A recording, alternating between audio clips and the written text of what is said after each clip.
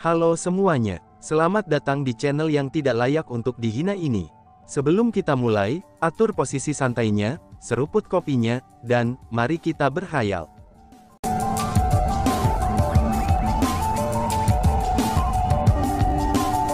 Melanjutkan cerita sebelumnya, Tuan Muda Chu Feng, kami telah mendengar bahwa kamu telah menemukan metode untuk mencapai danau spiritual terkubur. Mungkinkah kamu membawa kami? Seorang pria dari Tanah Suci Starfall bertanya. Chu Feng telah bertemu orang itu sebelumnya, namun dia belum berbicara dengannya. Bahkan ketika Xia Yun sebelumnya berbicara dengan Chu Feng dengan akrab, Chu Feng merasakan tatapan tidak sopan dari pria itu. Namun sekarang, dia memiliki ekspresi yang baik di wajahnya, dan meminta Chu Feng untuk membawanya seolah-olah ada hubungan yang hebat di antara mereka. Sebelum itu, Chu Feng sudah mengantisipasi hal ini. Karena bagaimanapun, Chu Feng telah dengan bijaksana menolak banyak orang sejauh ini. Mungkin seseorang telah menyebarkan berita yang menyatakan bahwa dia telah menemukan cara untuk burit Spirit Lake. Setelah berita itu sampai ke orang-orang dari Starfall Holy Land, mereka menganggapnya benar. Bahkan aku sendiri tidak tahu bahwa aku telah menemukan metode untuk mencapai danau spiritual terkubur, kata Chu Feng. Chu Feng, jangan bertindak seolah-olah tidak mampu mengetahui apa yang baik untukmu. Ini adalah kehormatan kamu, bahwa kami dari Tanah Suci Starfall telah memintamu untuk membimbing kami, ucap orang itu. Melihat bahwa Chu Feng benar-benar berencana untuk menolak mereka, pria yang telah berbicara dengan Chu Feng sebelumnya segera mengubah ekspresinya. Jangan kasar begitu. Namun tepat setelah pria itu berbicara, dia dimaki oleh Xia Yun. Tuan Muda Chu Feng, aku pernah mendengar bahwa kamu tidak hanya mengumpulkan batu permata dari pohon ungu, tetapi kamu juga telah mengumpulkan serangga terbang yang menjaga pohon ungu. Aku pikir kamu harus menemukan rahasianya. Mungkinkah rahasia untuk danau spiritual terkubur adalah serangga terbang? Xia Yun bertanya pada Chu Feng. Itulah yang kupikirkan sebagai kasusnya. Namun aku sendiri juga tidak tahu apakah itu benar atau tidak, karena aku belum menangkap cukup banyak serangga terbang, balas Chu Feng yang tidak berusaha menyembunyikan apapun. Chu Feng tahu betul bahwa Xia Yun lebih cerdas. Karena dia telah mengajukan pertanyaan, itu berarti dia pasti berpikir bahwa serangga terbang adalah kuncinya. Lagi pula, Xia Yun seharusnya mendapatkan petunjuk yang sama seperti yang dilakukan Chu Feng. Bolehkah aku tahu, berapa banyak kekurangan serangga terbang Tuan Muda Chu Feng? Tanya Xia Yun. Aku masih kekurangan 13.431 serangga terbang, jawab Chu Feng. Kebetulan sekali, aku juga mengumpulkan beberapa serangga terbang. Tuan Muda Chu Feng, bagaimana kalau kita mencoba menggabungkan serangga terbang kita? Saat Xia Yun berbicara, dia mengeluarkan pembentukan formasi dari kosmos saknya. Pembentukan formasinya mirip dengan Chu Feng, dan itu juga menyegel sejumlah besar serangga terbang di dalamnya. Meskipun serangga terbang dalam pembentukan formasinya jauh lebih sedikit dibandingkan dengan jumlah yang telah dikumpulkan Chu Feng, tapi ada lebih dari 100.000 serangga terbang di sana. Dengan serangga terbang itu, Chu Feng bisa mengumpulkan cukup banyak serangga terbang. Dari ini dapat dilihat bahwa Xia Yun telah mengumpulkan serangga terbang cukup lama. Benar saja, dia juga memperhatikan bahwa serangga terbang itu terkait untuk mencapai danau spiritual terkubur. Tidak perlu, aku bisa mengumpulkannya sendiri, balas Chu Feng sambil menggelengkan kepalanya. Apa artinya ini? Apakah kamu menyiratkan bahwa kami akan bersikeras untuk mengikutimu, jika kamu menggunakan serangga terbang putri suci kami? Seorang murid dari Tanah Suci Starfall berkata. Apakah kamu mengatakan bahwa kamu tidak akan melakukannya? Tanya Chu Feng. Chu Feng tahu betul bahwa selama dia menggunakan serangga terbang Xia Yun, orang-orang dari Tanah Suci Starfall akan mengikutinya. Dan bahkan, dia akan kehilangan otoritasnya atas serangga terbangnya. Karena bagaimanapun, orang-orang dari Tanah Suci Starfall adalah sekelompok individu yang tidak masuk akal. Chu Feng hanya kekurangan sejumlah kecil serangga terbang. Daripada menggunakan serangga terbang mereka, dia bisa mengumpulkan serangga terbang itu sendiri. Dalam hal ini, dia masih akan memiliki otoritas atas mereka. Dengan demikian, Chu Feng secara alami tidak akan menggunakan serangga terbang mereka. Awasi kata-katamu. Apakah kamu menyiratkan bahwa jika kamu berhasil mendapatkan metode untuk mencapai danau spiritual terkubur, kamu tidak akan membawa kami bersamamu? Murid laki-laki lain dari Tanah Suci Starfall berkata. Itu benar, aku tidak berencana untuk membawa kalian semua bersamaku, kata Chu Feng. Kurang ajar. Murid laki-laki Starfall Holy Land itu segera menjadi marah. Kurang ajar ya, bagaimana aku bisa kurang ajar?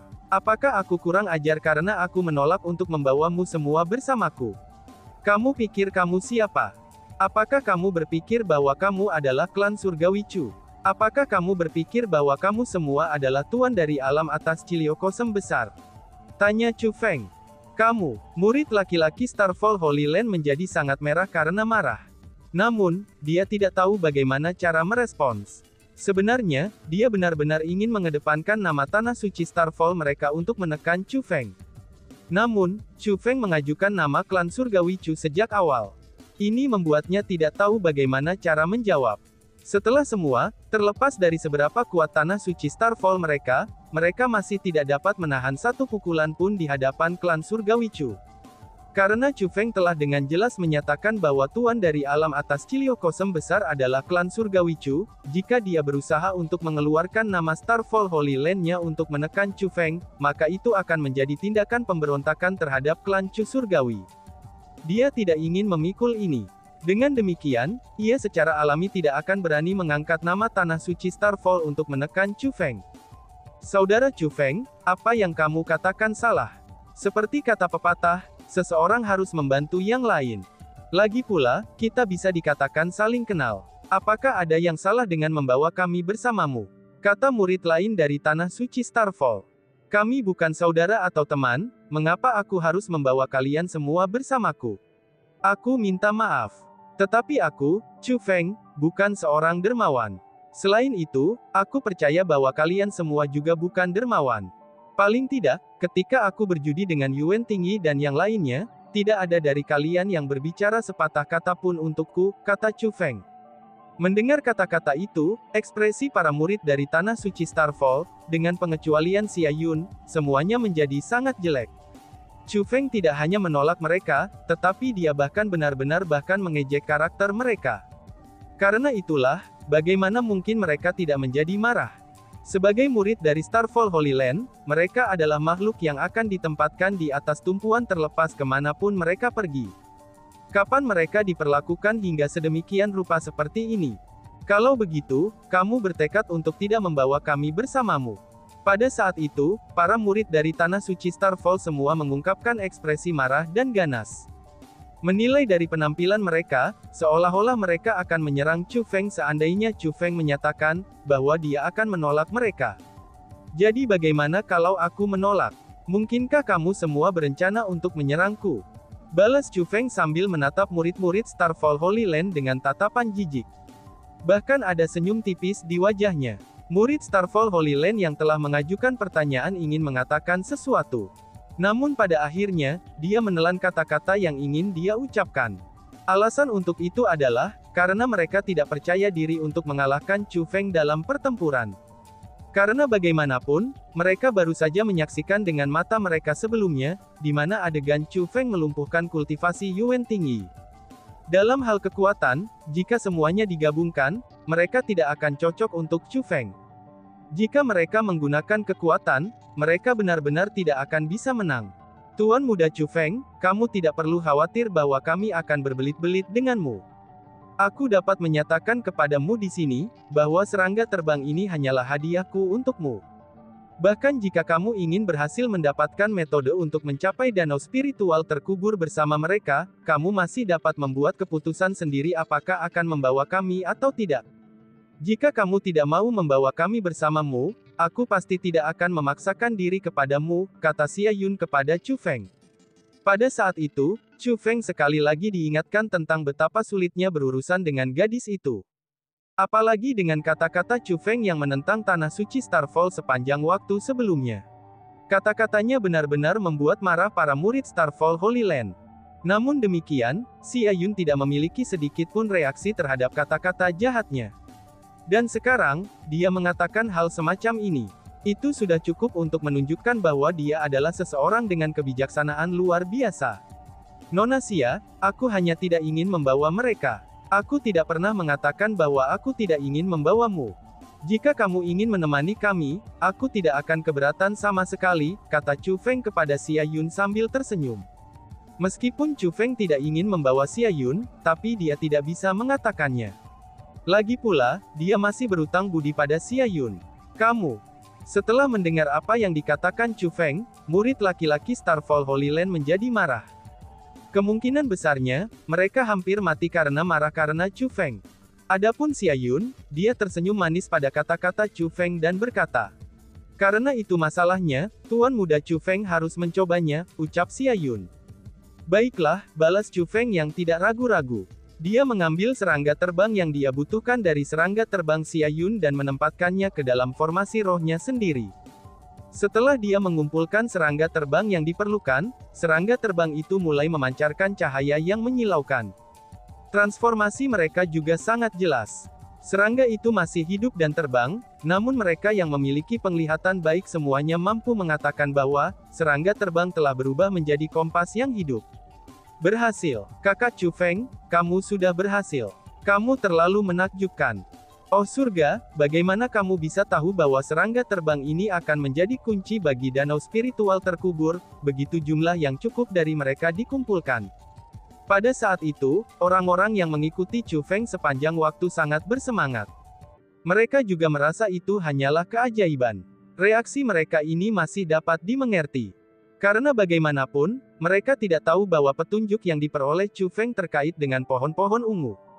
Selain itu, bahkan jika mereka telah mendapatkan petunjuk yang dimiliki Chu Feng, mereka tidak perlu menyadari bahwa serangga terbang adalah kunci menuju danau spiritual terkubur. Tuan Muda Chu Feng, bolehkah aku memeriksanya? Tanya Xia Yun. Tentu saja, balas Chu Feng. Chu Feng tidak terlalu memikirkan permintaan Xia Yun, dan langsung menyerahkan formasi yang berisi serangga terbang kepadanya. Setelah Xia Yun menerima pembentukan formasi dari Chu Feng, ia mulai dengan hati-hati mengukurnya. Tuan Muda Chu Feng benar-benar luar biasa. Pada saat itu, Xia Yun mengungkapkan senyum cemerlang di wajahnya. Senyumnya mulai memikat, namun pada saat itu dia tersenyum dengan cemerlang. Dia benar-benar mempesona bagi para pria yang hadir. Ini terutama berlaku untuk Li Xiang. Awalnya, suasana hatinya sangat suram, itu karena kultivasinya telah lumpuh. Namun setelah dia melihat senyum Xia Yun, dia sepertinya telah melupakan fakta bahwa kultivasinya telah lumpuh, dan malah bereaksi dengan kebahagiaan. Namun demikian, Chu Feng memperhatikan bahwa senyum Xia Yun sepertinya bukan senyum sukacita untuk Chu Feng, dan juga tidak tampak seperti senyum kegembiraan bagi semua orang yang hadir. Alih-alih bahagia, dia tampaknya merasakan sukacita untuk dirinya sendiri. Itu benar, meskipun senyum Xia Yun sangat cemerlang dan mempesona, tapi Chu Feng memperhatikan bahwa itu adalah senyum egois.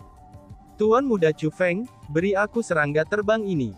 Selama kamu memberi aku serangga terbang ini, hutang di antara kita akan diselesaikan, ucap Xia Yun. Benar saja, itu persis seperti yang diharapkan Chu Feng. Namun demikian, Chu Feng tidak mengharapkan Xia Yun untuk menggunakan setengah dari hutangnya sebagai permintaan. Chu Feng tidak dapat memahami ini. Lagi pula, bahkan jika Xia Yun tidak mengajukan permintaan seperti itu, Chu Feng masih berencana untuk membawanya ke danau spiritual terkubur. Dengan demikian, Chu Feng merasa bahwa ini adalah permintaan yang tidak perlu. Sebenarnya, bukan hanya Chu Feng yang bingung, yang lain juga bingung. Mereka tidak tahu jenis utang apa yang ada antara Chu Feng dan Xia Yun. Namun demikian, mereka benar-benar bingung mengapa Xia Yun bersikeras untuk memiliki serangga terbang itu. Nona Xia, mengapa kamu bersikeras memiliki serangga terbang itu? Tanya Chu Feng. Mungkinkah Tuan Muda Chu Feng tidak tahu, bahwa kekuatan danau spiritual terkubur telah tumbuh semakin lemah dari setiap letusan? Tanya Xia Yun. Aku pernah mendengarnya, kata Chu Feng. Dalam hal ini Tuan Muda Chu Feng, apakah kamu mendengar bahwa semakin sedikit jumlah orang di danau spiritual terkubur, maka semakin banyak pemahaman yang akan diperoleh? Ucap Xia Yun dengan senyum berseri-seri. Ini pertama kalinya aku mendengarnya.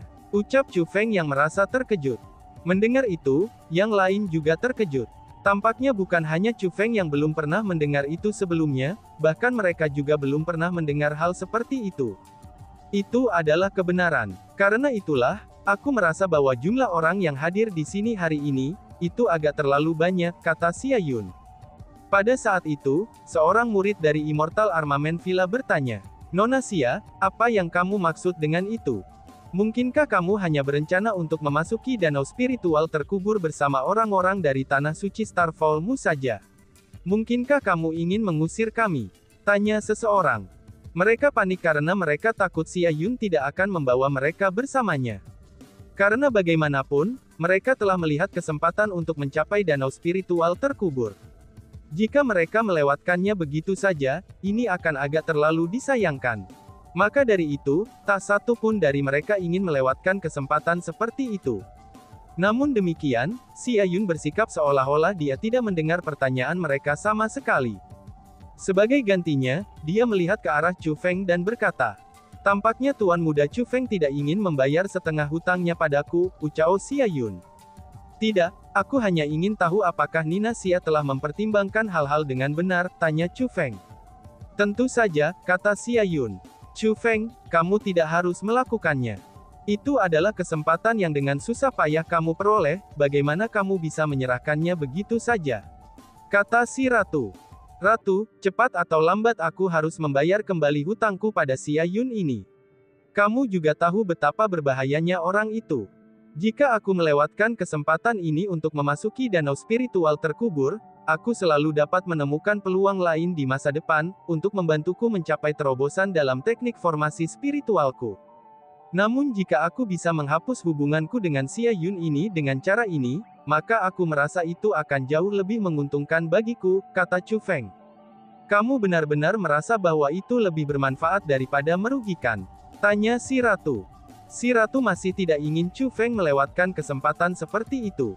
Lagi pula, memasuki danau spiritual terkubur adalah kesempatan yang hanya datang 10 tahun sekali.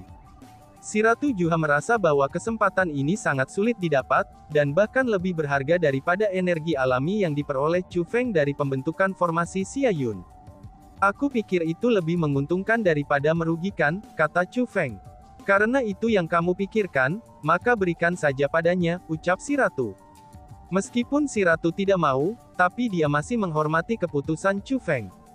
"Itu milikmu. Mulai sekarang aku, Chu Feng, tidak berhutang apapun lagi padamu," kata Chu Feng. "Baiklah." Xia Yun mengangguk. Lalu kemudian dia berkata kepada Chu Feng, "Tuan Muda Chu Feng, kamu benar-benar salah dalam hal ini. Apa yang kamu peroleh sebelumnya, itu jauh lebih rendah daripada peluang ini." Xia Yun sebenarnya mulai mengejek Chu Feng. Chu Feng tidak marah dengan ejekannya. Malah sebaliknya, dia tersenyum dan berkata, "Aku benar-benar tahu itu, bakas Chu Feng. Karena kamu tahu, mengapa kamu masih melakukan ini?" tanya Xia Yun.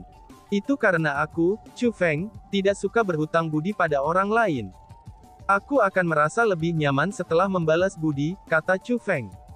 "Tuan Muda Chu Feng benar-benar lucu," balas Xia Yun sambil tersenyum. Lalu dia benar-benar berjalan ke arah Chu Feng, dan jarak antara mereka berkurang menjadi hanya setengah meter. Xia Yun meletakkan mulutnya di samping telinga Chu Feng, dan berbicara kepadanya dengan cara yang mirip dengan transmisi suara. "Sebenarnya bukan kebetulan juga bahwa Yuan Tingyi menemukan Li Xiang. Akulah yang mengatakan kepadanya bahwa Li Xiang ada di sini," ucap Xia Yun. Mendengar kata-kata itu, mata Chu Feng terbuka sangat lebar.